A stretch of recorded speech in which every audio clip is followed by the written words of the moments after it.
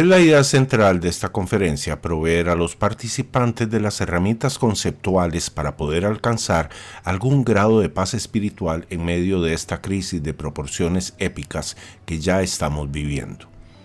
Para esto divagaremos un poco saltando de un tema a otro, de un campo a otro, para al final concatenar en una síntesis que espero sea productiva para todos los que nos escuchan.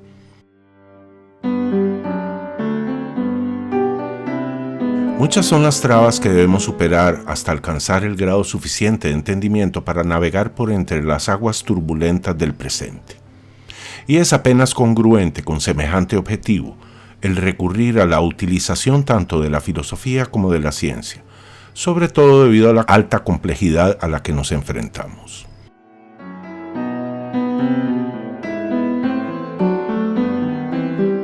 Tao y economía es la fusión del espíritu con la economía. Es el abordaje pragmático, espiritual y solidario, si se quiere, de un proceso económico en el que de por sí vivimos inmersos, querámoslo o no, lo entendamos o no.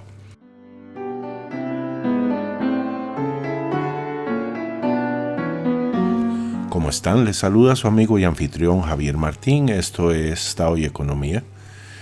Y hoy estoy muy feliz de compartir con ustedes un poco de mi pensamiento.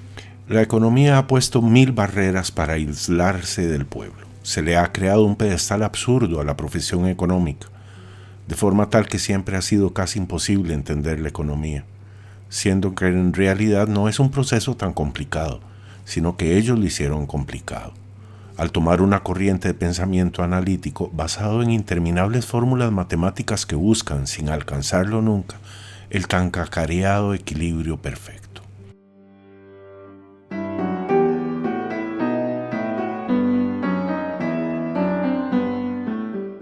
Para vivir bien en estos tiempos, primero que todo debemos entender que nada a nuestro alrededor tiene sentido, especialmente la información en el campo económico. Y esto no es para nada nuevo, sino que ya esto lleva varios años y está diseñado para ser así. Si usted es acaso una persona que realmente cree que el gobierno es su amigo y que los presidentes están aquí para ayudarnos, entonces debe dejar de ver este video inmediatamente, pues lo que está por escuchar contradice todo lo que usted cree relativo a ese tema y la información que le daremos podría herir sus oídos. Hay dos corrientes de pensamiento económico. Una de estas lleva 200 años funcionando mal. Estos son los economistas hoy conocidos como keynesianos y son la cara oficial de la carrera de economía en prácticamente todas las universidades alrededor del mundo. En la acera de enfrente tenemos a la Escuela Austriaca de Economía, a la que nunca se le ha permitido fungir en virtud de pregonar a portas que se debe cerrar el gasto público, tema que irrita principalmente a los políticos.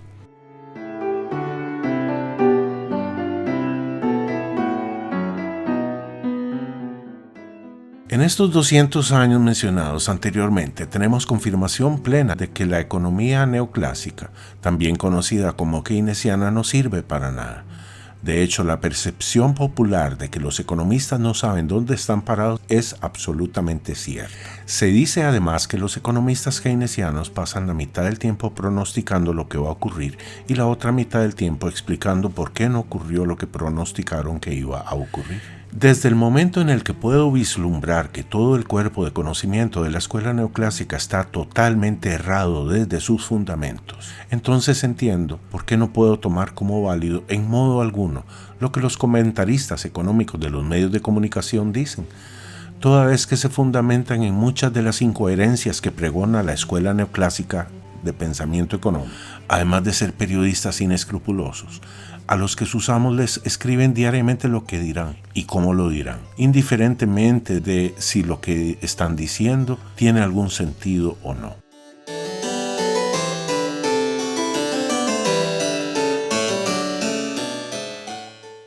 Entonces, de buenas a primeras debemos desechar cualquier análisis proveniente de lo que se conoce como el mainstream media y empezar a nutrirse de fuentes de información económica basadas en la escuela austriaca. Esto le permitirá comprender mejor la dinámica económica y tomar decisiones inteligentes en el campo económico. Por otro lado, El dilema existencial del ser humano planteado en la obra Camino de servidumbre de Hayek ha dejado de ser existencial a partir de la invención por parte del enigmático y mítico personaje legendario conocido como Satoshi Nakamoto, quien inventó el Bitcoin en el año 2009. Es a partir de entonces que la humanidad tiene por primera vez en su historia la posibilidad de romper con la hegemonía de los grupos de poder sustentados en la centralización del Estado. Y tiene además finalmente la oportunidad de echar a andar diferentes procesos anarquistas naturales y espontáneos, respaldados por la descentralización de la cadena de bloques.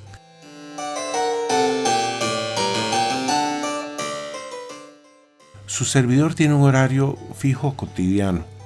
Revisa el precio del Bitcoin todos los días, el precio de los metales preciosos, el precio de las acciones y el rendimiento de los bonos del Tesoro estadounidense. Esto lo hace varias veces al día, al menos 3, por lo general 6, a veces más. También le pone un poco de atención, depende de lo que está pasando, al precio del dólar y el precio del barril del crudo WTI. Y es gracias a esa lectura cotidiana que su servidor pone comida en la mesa. Mi trabajo es observar la economía. Y así cotidianamente tengo una lectura de la dinámica global tan compenetrada en mi quehacer doméstico que ya ni me doy cuenta de la magnitud de la información que manejo. Y los gráficos han pasado a ser como partituras musicales que expresan diferentes tonalidades y matices. Pues han pasado ya tantos años de hacer este análisis cotidiano que ya me acostumbré a lo irracional del sistema actual. Y es a partir de esa lectura de permisividad de la locura absoluta de este sistema pernicioso que comprendo y por tanto abrazo sin remilgo alguno la irracionalidad imperante a mi alrededor. Como resultado de lo anterior, creo que soy, en medio de este caos de proporciones épicas, una de las personas más felices y más tranquilas, simplemente porque sé lo que va a acontecer a nivel económico, y en el hogar hemos tomado nuestras decisiones a partir de esa realidad futurística que llevamos ejerciendo desde hace al menos 8 años, y con una tasa de acierto superior al 95%. Hay que ser además entonces una persona muy ingenua para creer lo que los medios de comunicación están diciendo siempre. Si ahora es común escuchar de graves problemas económicos en el mainstream media, todo lo que está aconteciendo fue pronosticado por su servidor desde hace varios años, al menos 8. Cuando los medios de comunicación decían que todo estaba muy bien. Es decir, para aquellas personas que hacen un debido análisis económico, esta situación se podía prever fácilmente hace 5, 7 o 12 años. De eso hay múltiples documentos registrados no solo por parte de su servidor, sino de muchos otros analistas de otras partes del mundo que publicaban cosas muy similares a lo que publicamos nosotros. A partir de esa realidad cuantificable y demostrable, infinitas veces tenemos algo contundente. Y es la inexorabilidad de la catástrofe económica que se avecina, que repetimos fue advertida por nosotros desde hace 8 años, o quizá más. De esto podría hablar horas. De hecho, los más de 100 videos que hemos creado a lo largo de estos años así lo confirman. Pero no será hoy que nos dediquemos a repetir lo expuesto tiempo atrás. Hoy buscamos la paz interna en medio de este solemne desmadre, y lo conseguiremos una y otra vez en el estudio de la actual dinámica económica.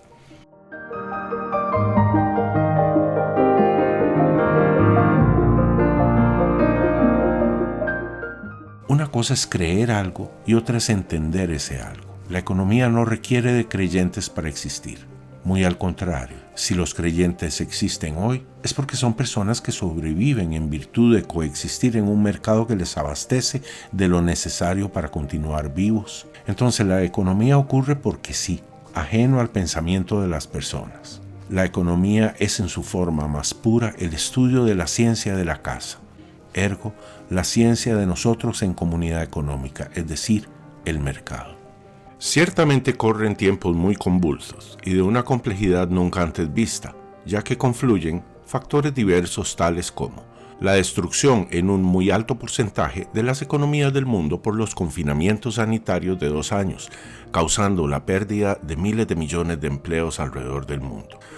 La tergiversación de la información y la manipulación abierta y descarada por parte de la prensa corporativa que tras la derogación por parte de Bill Clinton a inicios de la década de los años 90 de la ley antimonopolio de la prensa Esta ha sido adquirida por el cartel económico y hoy sirve plenamente a sus propósitos.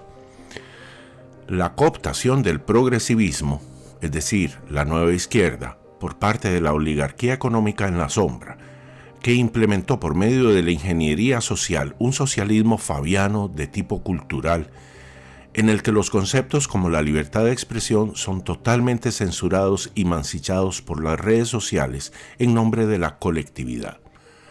Tendencia que es continuamente atizada por los políticos y la prensa corporativa. Las constantes incoherencias de Joe Biden y los desaciertos protocolarios de Kamala Harris. La escasez de fertilizantes que desembocará a su vez en déficit alimentario para al menos 500 millones de personas en algunos meses. La posibilidad inmediata de que el conflicto en Ucrania escale conduciendo a la Tercera Guerra Mundial y la extinción de nuestra civilización ante la amenaza latente del uso de bombas nucleares. Muy probablemente estoy olvidando 2 o 3 puntos más que son esenciales, lo cual apenas demuestra el alto grado de complejidad al que nos enfrentamos, y es debido a esta complejidad extrema que debemos recurrir al campo espiritual para poder vivir adecuadamente en estos tiempos tan aciagos.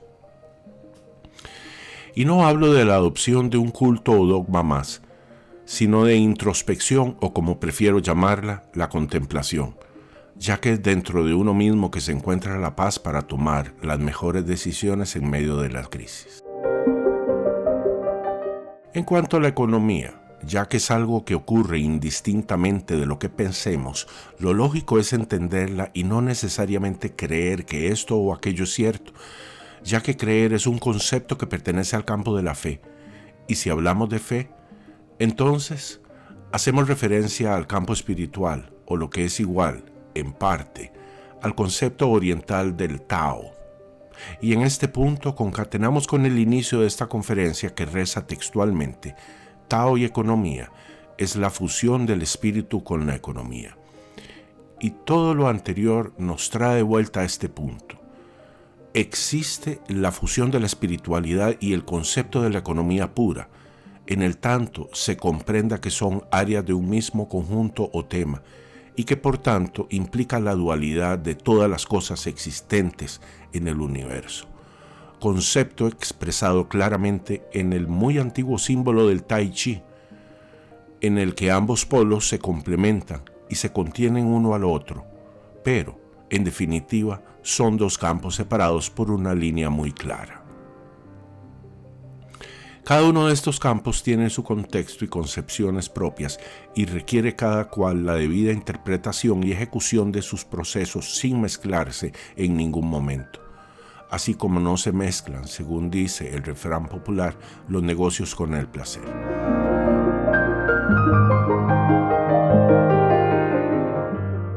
Por tanto, así como la economía requiere de análisis metodológicos objetivos y divorciados de ideología alguna, la espiritualidad, es decir, el Tao, aparece entonces como lo contrario, un campo en el que la razón es inútil, un campo gobernado literalmente por lo opuesto a la razón, es decir, la lectura de la realidad a partir de nuestras emociones, es decir, la utilización de la intuición, la meditación, la contemplación y el dulce ejercicio de la filosofía.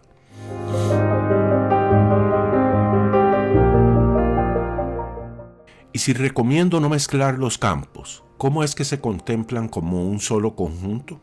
Y la respuesta es de forma análoga a cómo tratamos la vida misma. Saltamos de un campo como el profesional en el que aplicamos reglas lógicas, frías y áridas, al campo emocional, cuando tratamos de entender lo que nos pide un hijo o el cónyuge. En casos así, dejamos de lado las reglas objetivas y acudimos a la interpretación de las emociones, al manejo de los asuntos del corazón, es decir, la intuición, que no en balde la gente la concibe como corazonada. Aquello que se debe atender sin terminar uno de comprender de forma lógica, como el acto de abrazar porque así lo requiere el otro y punto. Como conclusión, quiero decir que pese a que la crisis que se avecina es la peor que ha enfrentado la humanidad en más de 100 años, es a su vez el comienzo de un nuevo paradigma social y tecnológico que ya ha comenzado de la mano de los principios de igualdad y descentralización que rigen la tecnología de la cadena de bloques, tecnología descentralizada que permite la descentralización de nuestra vida en comuna. Ha sido un placer estar con ustedes. Me despido y espero que nos veamos pronto en la siguiente entrega de Tao y Economía. Que tengan un feliz día. Hasta luego.